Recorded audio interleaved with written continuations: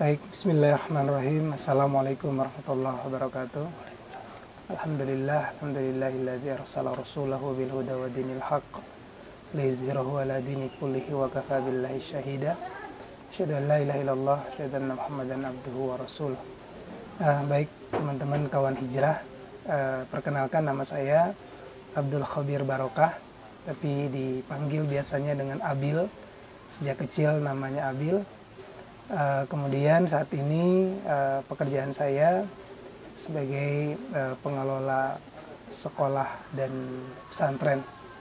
Saya diberikan amanah oleh Allah ya, bisa mendirikan yayasan, yaitu Yayasan Akbar As-Saleh.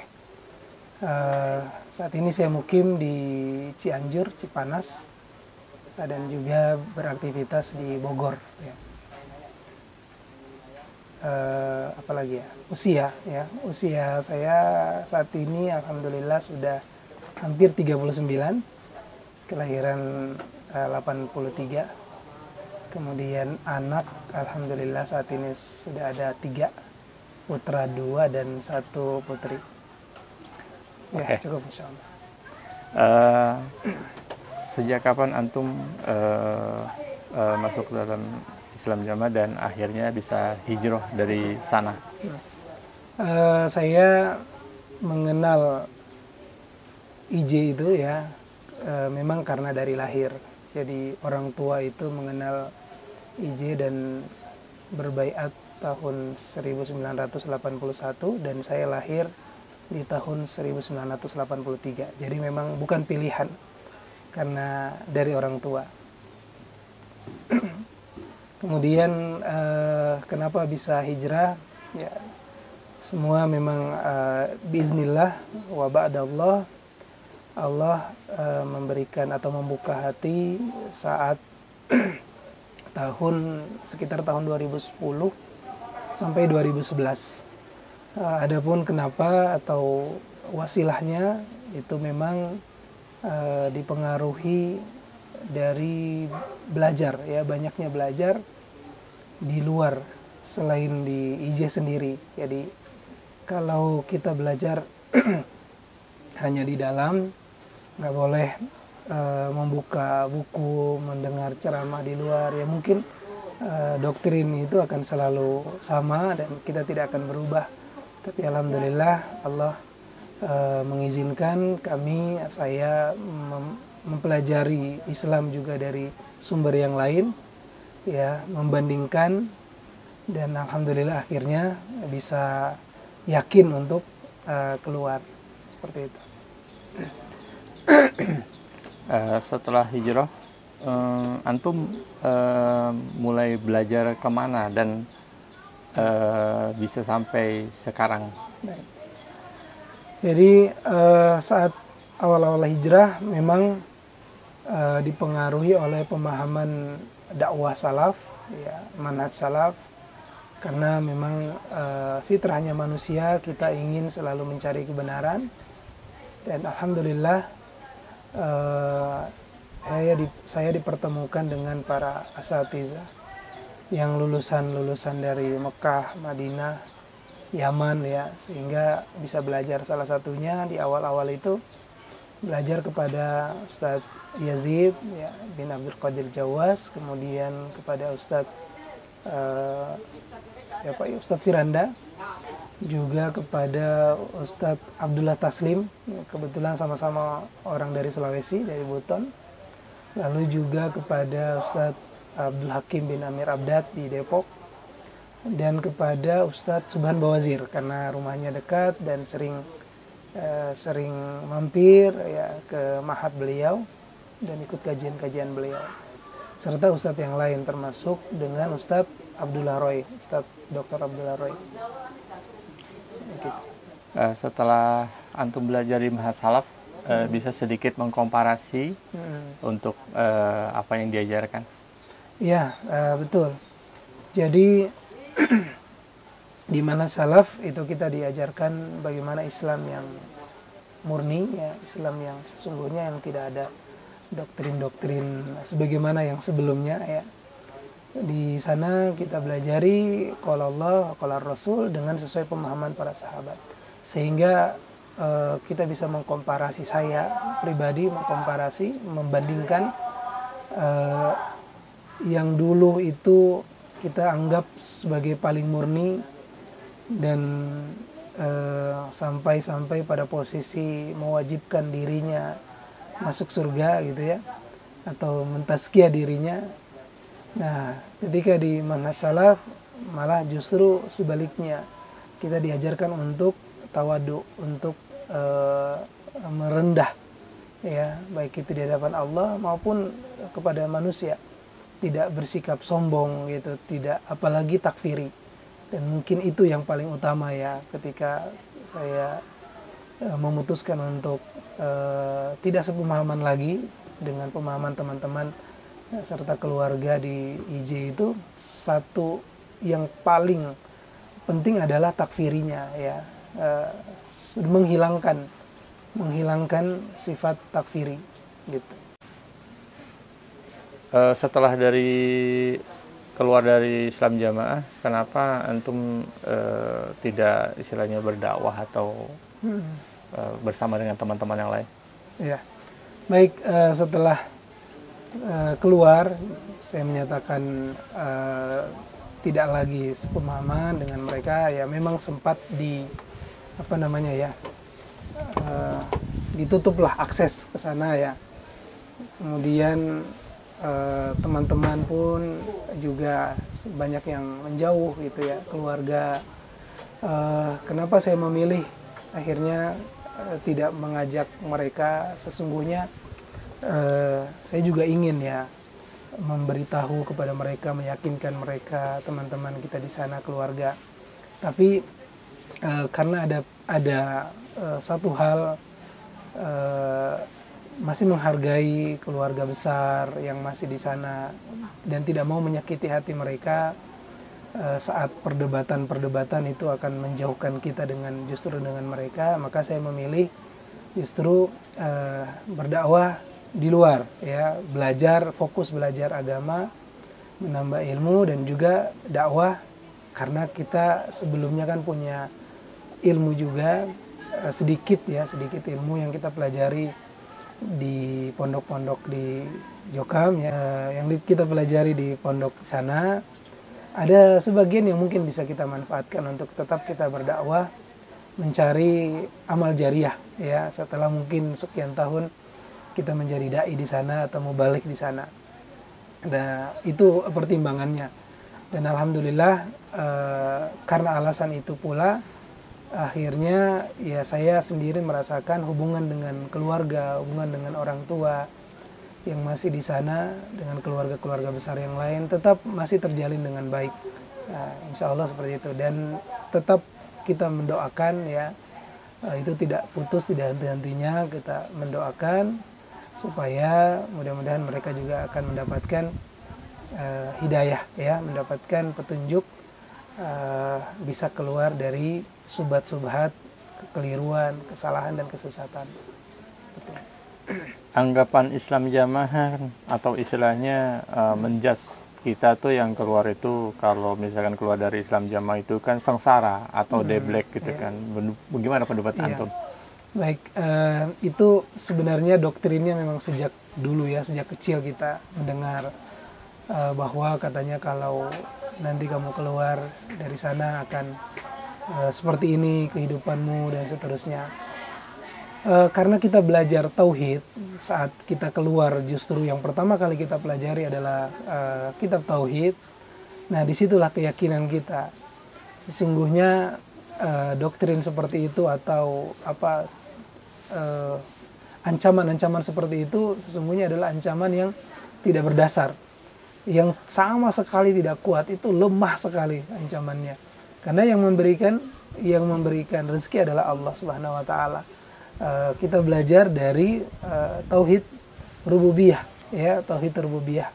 Di dalam kitab tauhid itu dijelaskan, sehingga kita semakin yakin justru bahwa setelah kita hijrah atau setelah kita keluar dari sana, ya bukan malah kita jauh dari Allah, tapi insya Allah malah kita jadi lebih dekat kepada Allah Subhanahu Wa Taala dan bisa beribadah dengan benar. Kira-kira begitulah. Terus kegiatan antum apa sekarang? Baik. Kegiatan alhamdulillah kalau sejak 2010 dulu saya masih mengajar di sebuah sekolah swasta sampai 2019. Di 2019 saya resign. Kemudian saya mendirikan lembaga pendidikan. Alhamdulillah biiznillah saya dipertemukan dengan salah satu mantan imam daerah di Jakarta ya. Beliau memiliki tanah atau lahan di Bogor dan beliau wakafkan. Beliau setelah hijrah pun sekitar tahun 2018 akhir itu beliau wakafkan dan menunjuk ana sebagai nazir atau mengamanahkan kepada ana untuk mengelola lahan itu sekitar 1.500 meter di Bogor. Nah kemudian di 2019 mulailah kami menggalang dana wakaf untuk membangun sebuah lembaga pendidikan pesantren tahfiz yang kami beri nama dengan Abdurrahman bin Auf Islamic School, pesantren tahfiz dan entrepreneur di Bogor. Tahun pertama alhamdulillah pada saat awal Covid Allah mengizinkan kami menerima amanah membuka pendaftaran sekolah SD dan SMP, menerima lebih dari 100 siswa, lebih dari 100 santri, dan mulailah kesibukan saya yang tadinya bekerja di lembaga lain, di yayasan gitu, dan mulai 2020 itulah saya mulai mengelola lembaga yang saya dirikan sendiri gitu. Berapa jumlah santri sekarang dan apa aja yang dipelajari sama Mahat antum yang antum kelola sekarang? Baik. 2020 Allah mempertemukan kembali dengan muhsinin. Jadi karena pengembangan pondok yang di Bogor itu sudah tidak bisa lagi karena lahannya kecil, sehingga untuk membuka jenjang sampai SMA itu agak sulit, dan juga untuk kamar-kamar agak sulit kita bangun karena lokasinya kecil. Dan alhamdulillah tadi biiznillah Allah mempertemukan dengan muhsinin yang mewakafkan tanah di Cipanas, nah, di sini ya, di Cipanas Cianjur, seluas 3.500 meter. Dan mulai tahun 2020 itu juga kami mencari donatur atau mencari bantuan untuk pembangunan ma'had atau pesantren. Dan alhamdulillah dibangunlah di sini yang kami beri nama dengan pesantren tahfiz Imam Bukhari Boarding School. Dan saat ini jumlah santri totalnya di tahun ajaran 2021-2022 ada hampir 200 ya. Di Bogor itu sekitar 140 dan di sini 74 ya. Lebih dari 200 ya. Saat ini santri lebih dari 200 dari jenjang SD, kemudian SMP yang pulang pergi atau full day ya. Kemudian SMP yang boarding dan SMA yang boarding. Saat ini kami mengelola untuk yang boarding itu baru ada khusus ikhwan. Yang khusus akhwat belum ada. Mudah-mudahan suatu saat kalau ada rezeki dari Allah, mungkin lahan berupa wakaf, kami mungkin bisa mendirikan ma'had atau pondok khusus akhwat. Sekedar informasi juga, kami mendirikan lembaga ini memang berbasis wakaf dan ta'awun. Jadi apa maksud dari berbasis wakaf dan ta'awun itu? Jadi 100% lembaga yang kami dirikan itu adalah dibangun dari dana wakaf.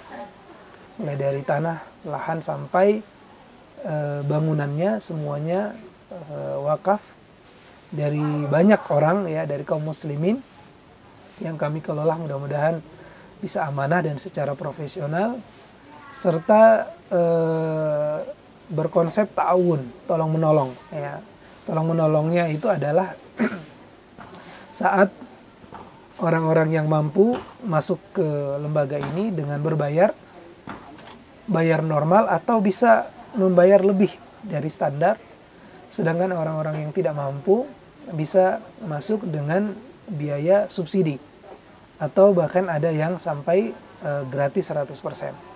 Jadi itulah konsepnya, kami menjalankannya dengan ta'awun atau tolong menolong dengan konsep ta'awun gitu. Persyaratannya apa aja kalau ada santri yang pengen mondok di sini atau pengen belajar? Iya, persyaratannya sama seperti kalau masuk pondok-pondok yang lain ya, bisa mendaftar, kemudian ada tes ya, kemudian diseleksi ya dan diwawancara ya, setelah itu bisa masuk. Untuk jenjangnya khusus yang boarding itu di Cipanas ini di Imam Bukhari Boarding School, jenjang SMP dan SMA khusus Ikhwan. Kemudian kalau yang SD dan SMP yang pulang pergi atau full day itu adanya di Bogor, namanya Abdurrahman bin Auf Islamic School. Persyaratan masuk seperti sama sekolah-sekolah pada umumnya ya, seperti itu. Sudah berapa banyak yang lulus yang dari Mahat ini? Kalau untuk lulus karena kami baru tahun kedua, tahun ini baru jalan tahun kedua, mau masuk tahun ketiga, jadi angkatannya pun baru angkatan ketiga nanti. Saat ini kelas yang paling tinggi itu ya kelas 10 kalau SMA, karena baru 1 tahun untuk SMA. Untuk SMP ada sampai kelas 8 ya, baru mau naik kelas 9. Jadi memang belum ada lulusan. Tahun depan insya Allah baru ada lulusan, kurang lebih ada sekitar 70-an mungkin, nanti ada 70-an santri yang akan diluluskan. Oke. Sekarang saya mau tanya balik ke awal ya. Ya. Apa saran antum untuk teman-teman yang belum hijrah ya, masih di Islam Jamaah? Ya. Terus terutama untuk teman-teman nih ya, mubaleh atau pengurus-pengurus yang takut keluar dengan masalah ekonomi. Coba jelaskan. Baik. Saya pribadi menyarankan kepada teman-teman kalau yang sudah punya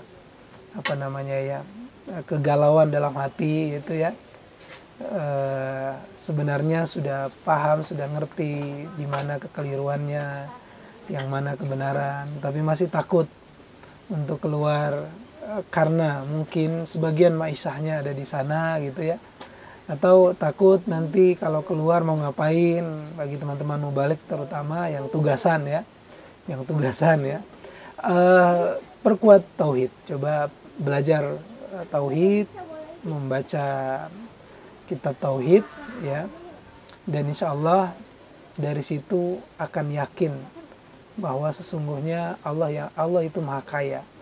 Kenapa kita hamba yang miskin ini, yang fakir ini takut dengan hidup miskin gitu ya, karena pada dasarnya kita miskin, yang maha kaya adalah Allah, sementara kita punya Allah yang bisa kita minta kapanpun, dimanapun ya. Kita bisa minta saat di sepertiga malam, kita bisa meminta saat di waktu-waktu yang mustajab yang lain ya, minta kepada Allah, karena hajat kita ini sesungguhnya yang bersifat dunia itu sudah dijamin. Jadi rezeki kita itu sudah dijamin oleh Allah, bahkan kalaupun kita berdiam diri, rezeki akan datang. Jadi rezeki itu kan Allah sudah atur dan sudah Allah takar ya. Jadi tidak mungkin akan tertukar. Rezeki sudah ditentukan, hanya saja kita perlu yakin. Kita perlu yakin melalui wasilah-wasilah atau jalan-jalan yang benar, jalan yang halal. Maka teman-teman sekalian mungkin yang masih di sana, kalau sudah memiliki pemahaman yang benar, yang lurus, tidak usah khawatir untuk menyatakan diri untuk keluar, karena kita punya banyak saudara, ya, saudara Muslim itu luar biasa dimanapun ada, ya. Saudara kita bukan hanya orang-orang yang satu kelompok di sana, saudara kita semua di yang Muslim semua adalah saudara kita, begitu.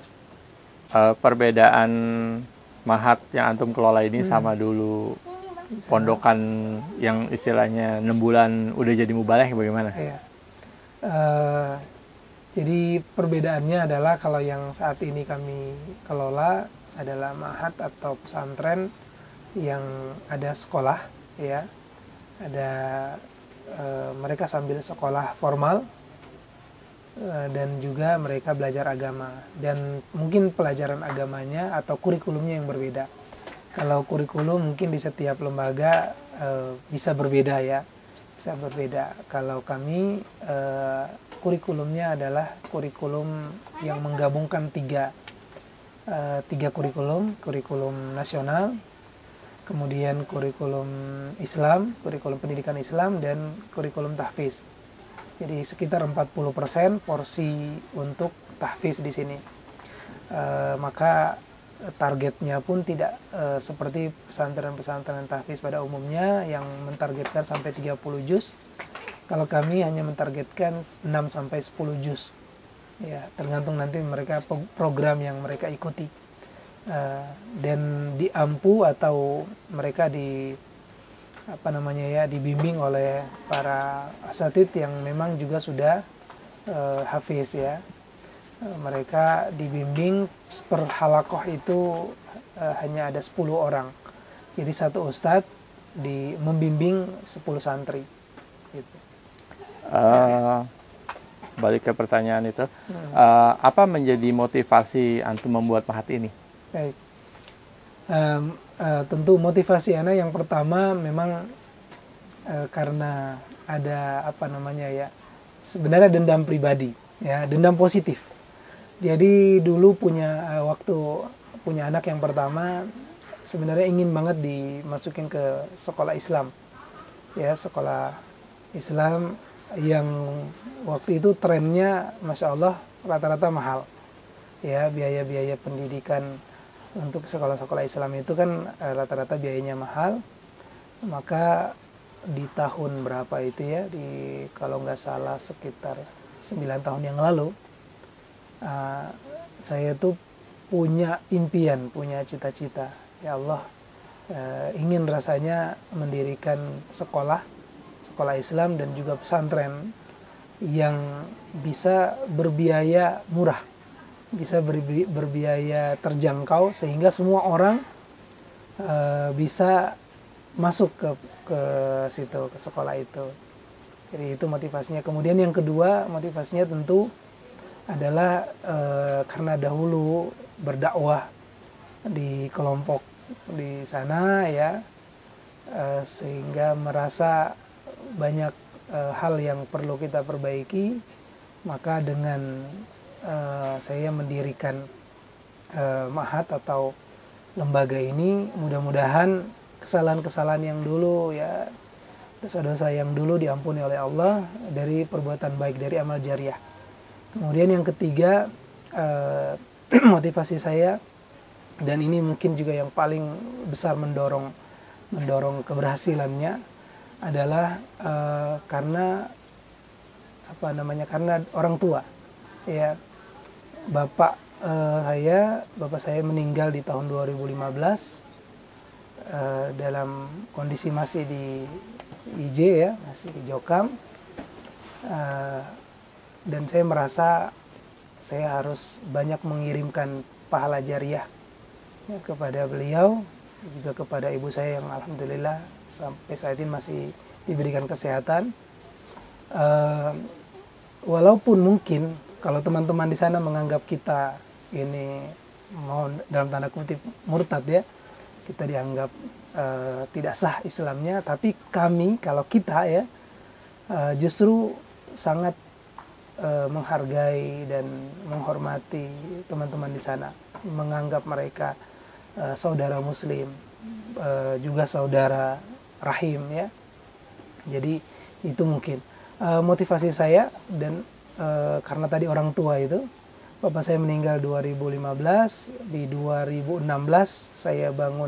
saya buat yayasan, menamakannya dengan nama bapak ya, makanya nama yayasannya adalah Akbar As-Saleh.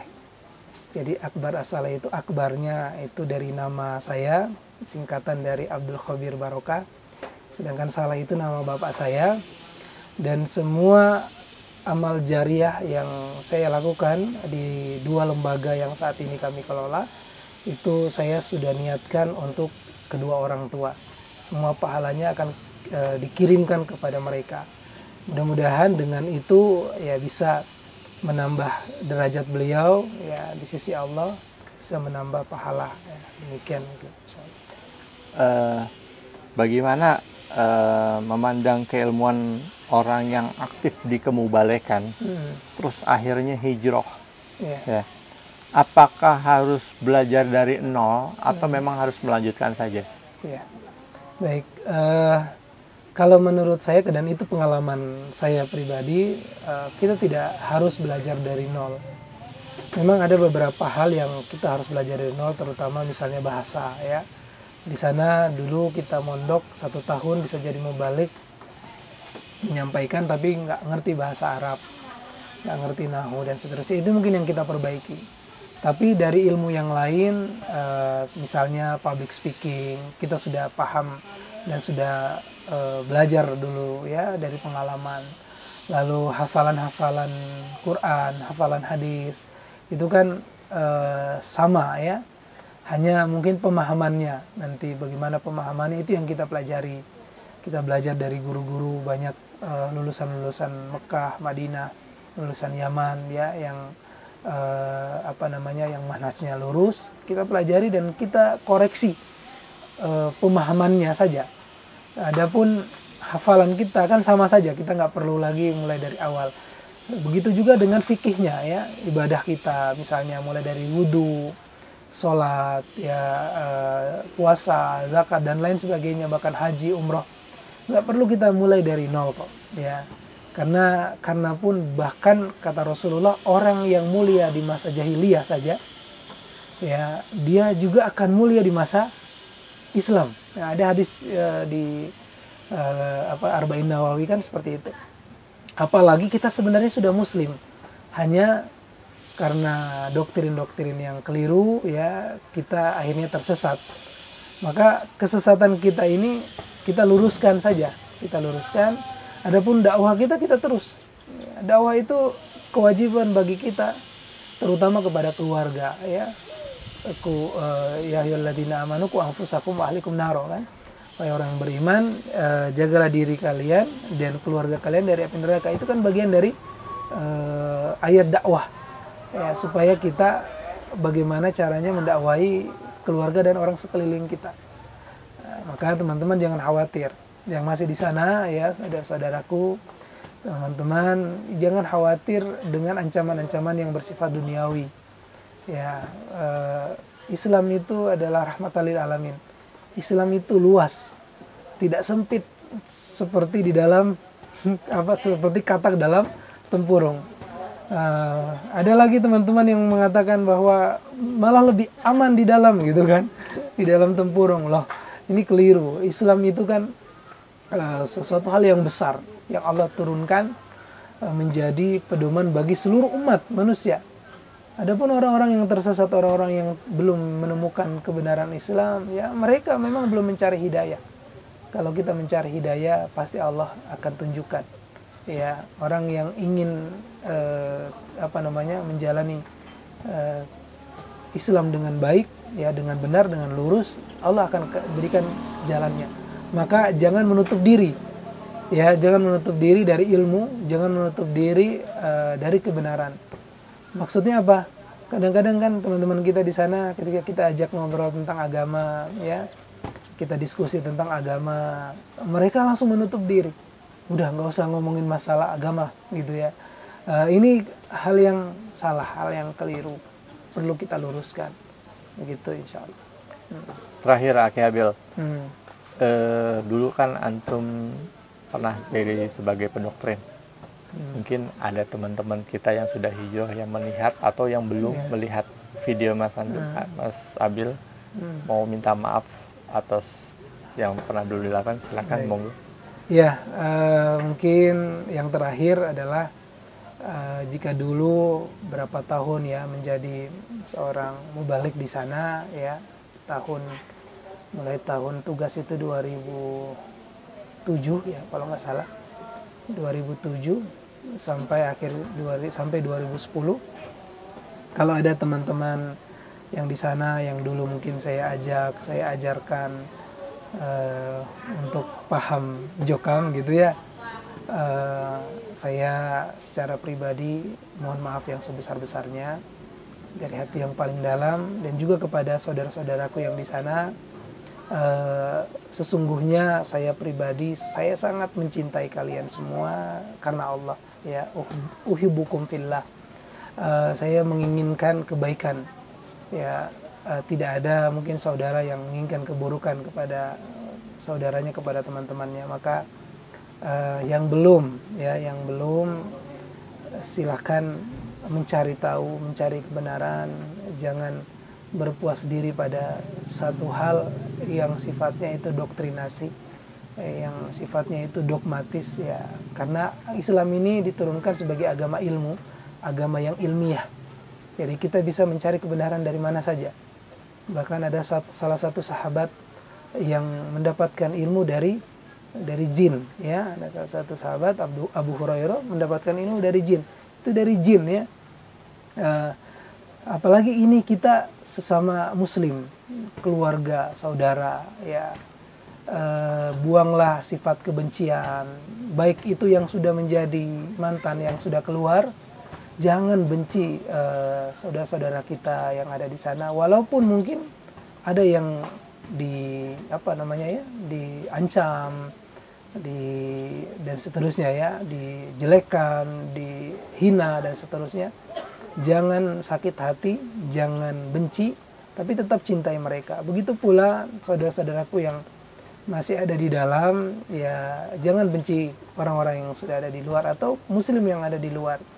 Sesungguhnya takfiri ya, mengkafirkan atau menuduh orang lain itu kafir, itu berat sekali hukumannya. Jika nanti yang dituduh itu atau yang dikatakan kafir itu ternyata di mata Allah ia tidak kafir, ini berbahaya. Tuduhan kafir itu akan kembali kepada dirinya masing-masing.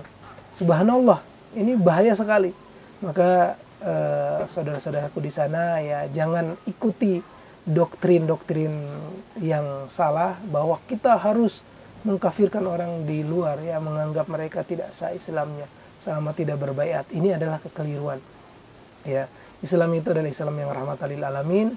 Selama seseorang sudah bertauhid, maka insya Allah mereka adalah seorang muslim.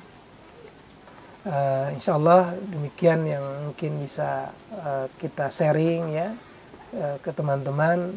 Mudah-mudahan bisa menambah wawasan ya, baik itu untuk kami pribadi dan kepada semuanya.